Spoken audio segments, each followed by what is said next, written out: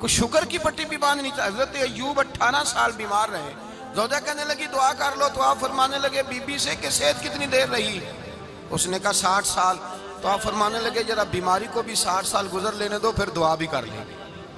یہ دعا کی اللہ، یہ لفظ کہے اللہ نے صحت دے دی، تندرستی آ گئی. ایک دن گھر میں بیٹھے بیٹھے زوجہ کہنے لگی کہ ایوب یہ بتاؤ دکھ اچھے کہ سکھ؟ آپ فرمانے لگے سارے دن ہی اللہ کے ہیں پر دکھ بڑے اچھے تھے. مجھ سے پوچھو تو دکھ بڑے اچھے تھے. کہا کس طرح؟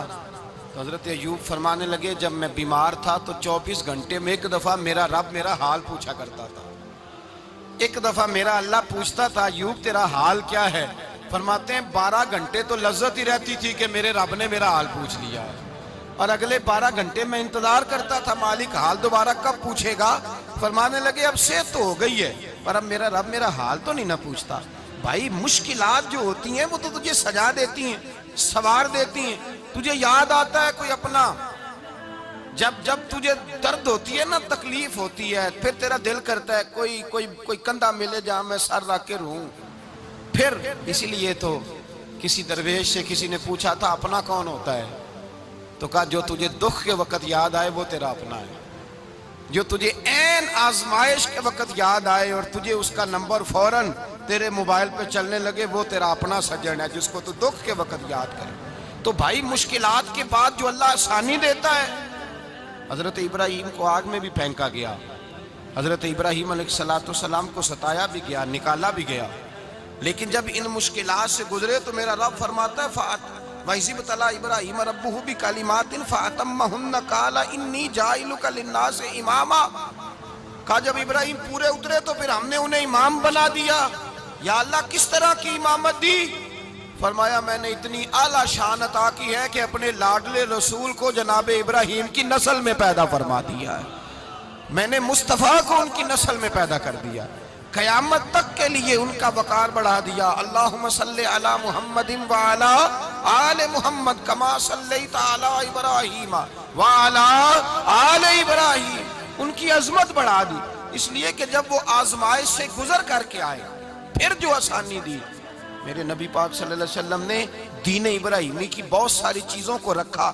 کہا میں ملت ابراہیمی پہ ہوں. جب کوئی مشکلات کو عبور کر کے آتا ہے، جب کوئی تکلیفیں سہ کر کے آتا ہے، اس کے لیے جو اجر ہوتا ہے، اس کے لیے جو پھر اللہ کتنی ذرا بڑی توجہ کیجئے گا. لوگ سمجھتے ہیں فلاں آدمی مشکل میں ہے تو شاید مشکل میں ہی رہے گا، فلاں آزمائش میں ہے تو شاید میرا اللہ فرماتا ہے ایک مشکل دے کے میں 2 آسانیاں بھی دوں گا. تم مشکل دیکھ رہے ہو، مشکل نہ دیکھو، وہ جو اس کو بعد میں آسانی آنے والی ہے، اور ڈبل جو میں اس پر نعمت کرنے والا ہوں اس کو دیکھو. حضرت یوسف کو بھائیوں نے کنویں میں ڈال دیا تھا، اور جب کنویں سے نکلے تو مصر کے بازاروں میں بکے، اور پھر زلیخا نے الزام لگایا تو حالات بگڑ گئے. حضرت یوسف کو جیل جانا پڑا. کتنی کٹھن زندگی تھی، لیکن میرے مالک کو کچھ اور ہی منظور تھا. کنویں میں گرنے والے، بازار میں بکنے والے، جیل میں جانے والے، الزام لینے والے جناب یوسف کو رب کریم نے اسی مصر کا بادشاہ بنا دیا. اللہ پاک نے اسی مصر کا حکمران بنا دیا. یاری تیری سونا ہے پر ازمیشاں تیریاں اگ. اے سونا پرکھیا جاوند آئی پہلو نال اگاں دے لگ. اس کے لیے تھوڑا سا جتن کرنا پڑتا، تھوڑے کٹھن حالات سے گزرنا پڑتا، تھوڑی آزمائشوں کا روپ دیکھنا پڑتا. ہم چاہتے ہیں کہ ہمیں چھیڑے کوئی نہ کوئی تکلیف نہ آئے، کوئی آزمائش. یہ ہو نہیں سکتا میرے بھائی. نامی کوئی بغیر مشقت نہیں ہوا. 100 بار جب عقیق کٹا تب جا کر نگی ہوا. ہم چاہتے ہیں کہ ہمیں کچھ بھی دقت نہ آئے، مشکلات نہ آئے. اور مشکلات تو انسان کو سنوارتی ہیں بھائی، وہ تو نکھارتی ہیں.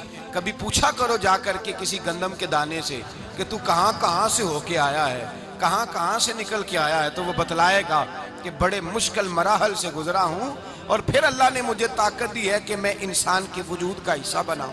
تو بھائی کٹھن مراحل، آزمائشیں، تکلیفیں یہ انسان کو بڑا انسان بنا دیتی، یہ اس کے لیے ترقیوں کا پیش خیمہ ہوتی. ہمارے جوان پریشان ہو جاتے ہیں، عورتیں خاص کر کے اس بات پہ توجہ کریں، وہ بڑی جلدی غم لے جاتی ہیں. وہ کہتی ہیں جانے میرا کچھ ہوگا ہی نہیں، جانے میرا کچھ ہو ہی نہیں سکتا. میرے بھائی درجنوں اور بیسیوں لوگ ایسے ہیں جن کی اولادیں نہیں تھی لیکن نام ان کا ان سے بھی زیادہ ہے جو بڑے بڑے صاحب اولاد. حضرت خواجہ معین الدین اجمیری کو جانتے ہیں آپ لوگ؟ نہیں، جو جانتے ہیں وہ بولیں جانتے ہیں جی؟ لو جی، کافی سارے جانتے ہیں، تھوڑے جی رہ گئے نا بابا۔ جانتے ہیں نا خواجہ صاحب کو؟ ان کے کسی بیٹے کو جانتے ہوں؟ نہیں جانتے، نہیں جانتے، نہیں جانتے آپ ان کے بیٹے کو۔ حضرت خواجہ معین الدین اجمیری رحمت اللہ تعالیٰ علیہ کے بیٹے کو نہیں جانتے، لیکن ویسے آپ ہندوستان میں کسی آدمی کو چھیڑ کے دیکھیں، وہ کہے گا میں خواجہ صاحب کا روحانی بیٹا ہوں، میں اولاد۔ حضرت غوث اعظم رضی اللہ تعالیٰ عنہ کی اولاد کو کم لوگ جانتے ہیں، لیکن آپ ویسے کسی کو پوچھ کے دیکھیں 11ویں والا پیر کون ہوتا ہے، ہر آدمی ہاتھ اٹھا کے بتائے گا خدا کے فضل سے ہم پر ہے سایہ غوث اعظم کا، ہمیں دونوں جہاں میں ہے سہارا غوث اعظم۔ لوگ جھوم کے بتلائیں میرے بھائی، یہاں لوگ پریشان ہو جاتے ہیں کہ اولاد ہوگی تو یہ ہوگا، فلاں ہوگا تو یہ ہوگا۔ بھائی ایسی کوئی بات نہیں، میرے پاس پیسے ہوتے تو میرا ابا بیماری سے فوت نہ ہوتا۔ جو مالدار ہوتے ہیں تو کیا وہ بچ جاتے ہیں؟ حضرت اسرائیل انہیں چھوڑ جاتے ہیں؟ او خدا کے بندے تو کیسی بات کر رہا ہے؟ یاد رکھ، یہ جو آزمائشیں ہوتی ہیں، یہ جو تکلیفیں ہوتی ہیں، یہ جو تھوڑے سے مشکل حالات ہوتے ہیں۔ حضرت یونس علیہ السلام کی دوستی ہوگی حضرت جبریل امین سے، تو جناب جبریل ملنے آئے۔ حضرت یونس علیہ السلام فرمانے لگے جبریل میرا دل کرتا ہے مجھے اس بندے کی ملاقات کرا جو اللہ کا سب سے زیادہ عبادت گزار بندہ ہے۔ حضرت جبریل امین لے گئے دور دور فلسطین کے علاقے میں، اور لے جا کر ایک بندے سے ملاقات کرائی جس کی دونوں آنکھیں بھی کوئی نہیں تھی، دونوں بازو بھی کوئی نہیں تھی، دونوں پیر بھی کوئی نہیں تھی، اور اس بندے کی زبان پر لفظ بڑا کیا جاری تھے، یا اللہ تیرا شکر ہے، یا اللہ تیرا، بول کے کہیے یا اللہ تیرا، اے اللہ تیرا شکر ہے، شکر شکر کر رہا تھا۔ حضرت جناب سیدنا یونس علیہ السلام کہنے لگے میں نے تجھے عبادت گزار کو ملانے کو کہا تھا، تو کہاں لے آیا؟ تو حضرت جبریل کہنے لگے یا یونس، یہ ہر چیز جانے کے باوجود اپنے رب کی رضا پہ راضی ہے۔ اس وقت دنیا میں نبیوں کے بعد جس سے اللہ سب سے زیادہ پیار کر رہا ہے وہ یہی بندہ ہے، یہ اپنے رب کی رضا پہ راضی ہے۔ اے تن میرا کنگی ہووے تے میں زلف سجن دی واواں، تے پوش میرے دی جتی بن جائے تے میں یار دی قدمی آواں، مارو مارو مینو مار مکاؤ کوئی عذر نہ پیش لے آواں، تے جے سونا ہی میرے دکھ وچ راضی، جے سونا ہی میرے دکھ وچ راضی، جے سونا ہی میرے دکھ وچ راضی، تے میں سکھ نو چلے ڈاواں۔ مالک ہی جب اس حال میں راضی ہے تو بس ٹھیک ہو گیا، ٹھیک ہو گیا۔ وصل اچھا ہے نہ فراق اچھا ہے، بس جس حال میں محبوب رکھے وہی حال اچھا ہے، بس جس حال میں انہوں نے رکھا بات ٹھیک ہو گئی۔ اس میں اب انسان شکوہ کرتے پھرے کہ یہ کس طرح ہے وہ کس طرح، اپنے آپ کو مطمئن رکھا ہے۔ مشکل کے بعد جو آسانی حضرت لقمان حکیم، ان کے نام پر قرآن مجید کی پوری سورت ہے۔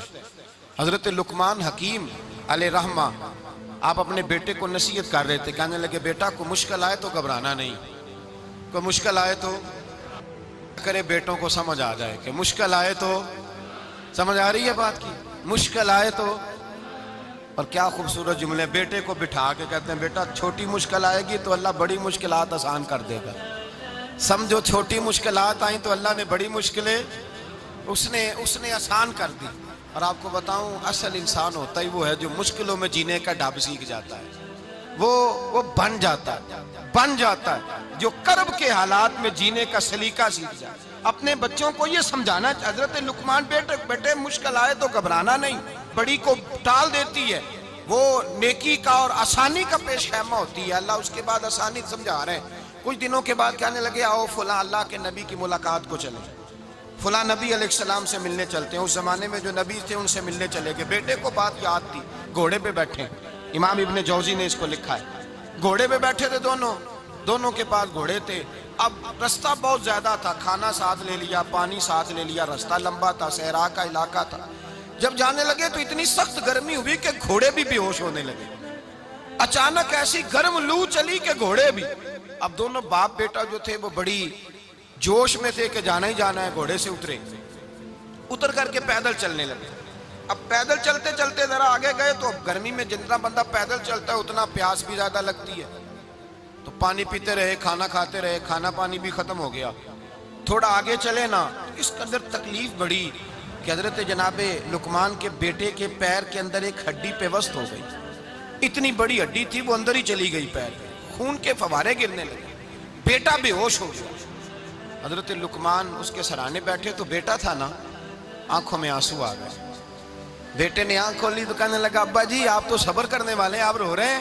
فرمایا بیٹے میں کیا کروں، میرے سینے میں جو دل ہے وہ ایک باپ کا دل ہے، تو باپ جو ہوا تیرا، تیری دکھ پر رونا آیا۔ بڑی مشکل سے دانت کے ساتھ ہڈی نکالی، ہڈی نکلی تو خون بھی چلا۔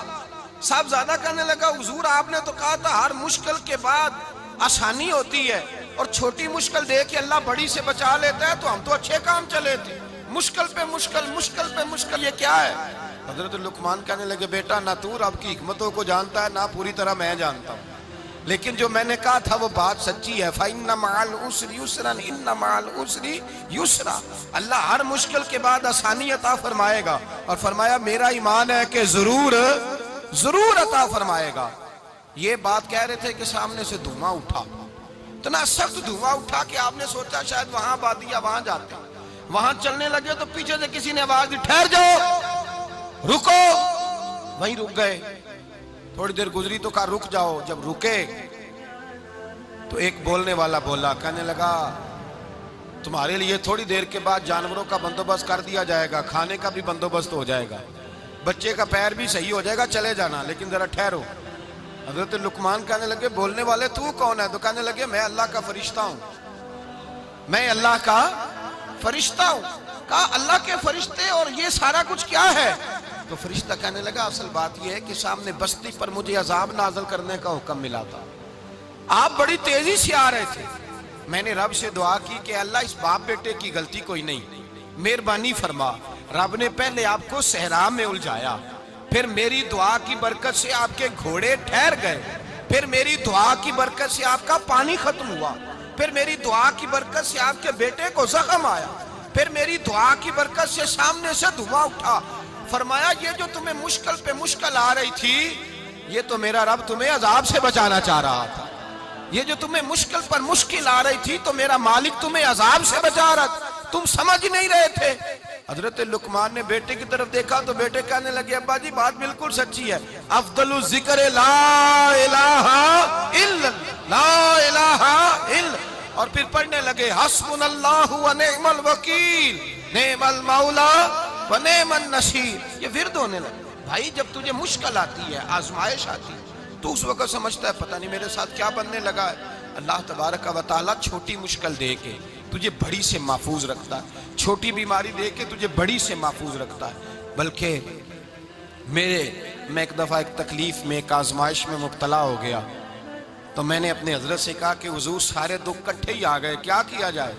تو آپ فرمانے لگے بڑے خوش نصیب ہو، جوانی میں اللہ نے دکھ دے دیے، بڑھاپے میں آئے تو برداشت نہیں ہوتے، یہ تو بڑے وقت پہ آ گئے، شکر ادا کرنا چاہیے، اس زمانے میں برداشت نہیں ہوتے، اب آسانی ہے، ان کو برداشت کرو، ہمت کرو۔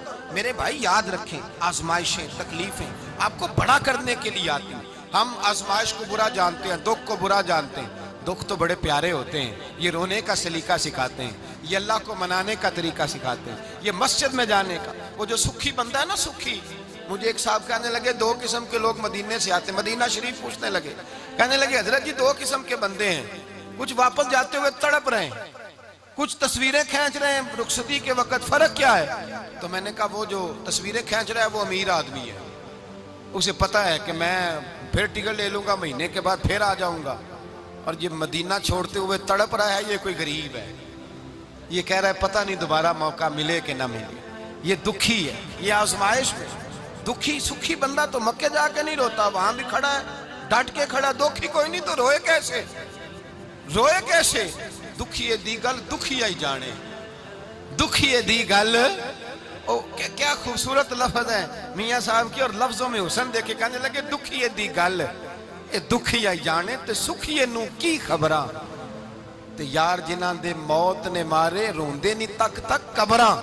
یہ مشکل مرحلہ ہوتا ہے، جب انسان تکلیف میں ہوتا ہے پھر اسے احساس ہوتا ہے، اور تکلیف والے کو ہی تکلیف والے کی تکلیف کا احساس ہوتا ہے۔ جب آپ کو اللہ مشکل دیتا ہے تو سمجھ لیں رب آسانی دینا چاہ رہا ہے، جب تیز دھوپ آتی ہے تو سمجھ لیں اللہ گرم ہوا گزار کے ٹھنڈی بارش برسانا چاہ رہا ہے، اور جب چاروں طرف سے گھٹن ہو، پنجابی میں کہتے ہیں گمہ لگ جائے، تو پھر سارے بول کے کہتے ہیں اب جو طوفان آئے گا وہ سخت ہی آئے گا، اس لیے کہ گھٹن جتنی زیادہ ہوتی ہے پھر فضل بھی اتنا۔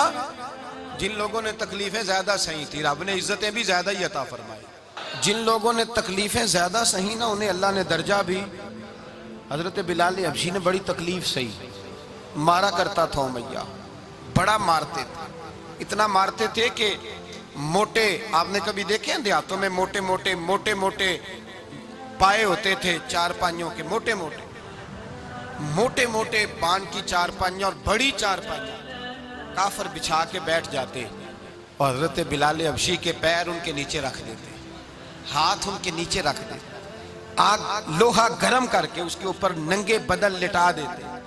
مکے نے بڑی آزمائشیں دیکھی، پھر اسی مکے نے مدینے نے عجیب رنگ دیکھا کہ میرے نبی معراج سے واپس آئے اور حضور نے عظمت دی، فرمایا بلال یار تیرا بڑا مقام ہے، تو مدینے میں چل رہا تھا اور میں جنت میں تیرے قدموں کی آواز سن رہا تھا، کتنا تیرا مقام ہے، کتنا تیرا درجہ ہے، میں وہاں تیرے چلنے کی آواز سن رہا تھا۔ حضرت ابو بکر صدیق رضی اللہ تعالیٰ عنہ نے اس زمانے میں حضور کی نوکری کی جب دوسرا جانثار کوئی نہیں تھا، سارے لوگ تانے دیتے، کہتے ابو بکر تو اکیلا ہی سیاںا ہے، سارا مکہ مخالفت کرتا ہے، تو جان ہی نہیں چھوڑتا، سارا زمانہ مخالفت کرتا۔ ابو بکر صدیق نے مال بھی دیا، جان بھی دی، شہزادی حضرت عائشہ بھی دی حضور کی خدمت میں، ہر چیز لٹا دی۔ دنیا کو پتا اس دن چلا جس دن میرے رسول پاک صلی اللہ علیہ وسلم مسجد نبی میں بیٹھے تھے، درجنوں صحابہ تھے، حضور نے فرمایا ابو دردہ کو تو بلاؤ۔ جناب ابو دردہ حاضر ہوئے تو کہتے ہیں حضور کا چہرہ دیکھا تو ناراضگی ہے چہرے پہ، میں نے دیکھتے ہی کہا حضور آپ مجھ سے ناراض ہیں؟ حضور نے فرمایا ہاں میں ناراض ہوں۔ جب یہ لفظ کہے تو میں کانپنے لگا، حضور ناراض ہو گئے؟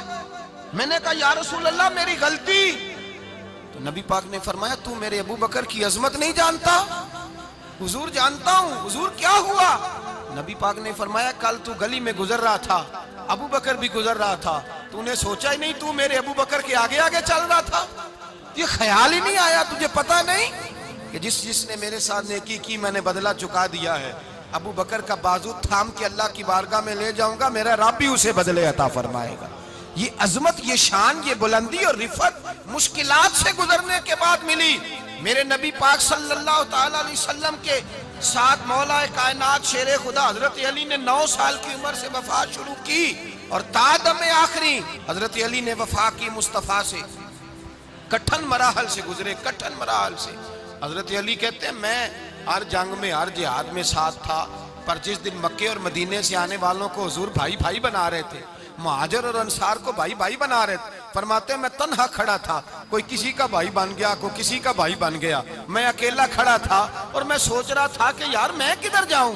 کہتے ہیں میں اس حد تک آیا کہ میرے آنسو بہنے لگے، لیکن میری مشکلات کو آسانی تب ملی جب مدینے کے چاند دھیرے سے اٹھے، میرے قریب آئے، میرا بازو تھاما اور فرمایا علی باقی سارے بھائی بھائی بن گئے ہیں، انت اخی فی الدنیا والآخرہ، تو میرا بھائی ہے، دنیا میں بھی میرا بھائی ہے، قیامت کے دن بھی میرا بھائی ہے۔